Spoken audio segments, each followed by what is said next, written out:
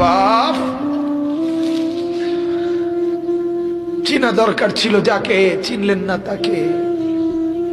হায় যুবক, বন্ধুকে চিনলা না, দুশ্মনকেই বন্ধু বানাইলা, দুশ্মনকেই বন্ধু বানাইলা।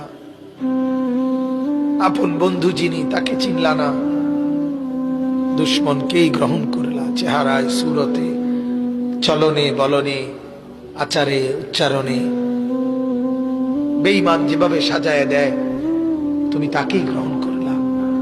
আল্লাহর নবী বলেন, রব্বুল আলামিন, আমি যদি বসে যাই হাসরের এই বিরাট ময়দানে, আমার উম্মতের জন্য দৌড়াবে কে? আমার কোথায় কোন উম্মত গুনার কারণে, নাফরমানির কারণে আটকায় যায় কিনা? আমি যদি না ছুটি, আমি যদি না দৌড়াই, আমি বসে গেলে আমার উম্মতের জন্য দৌড়বে কে?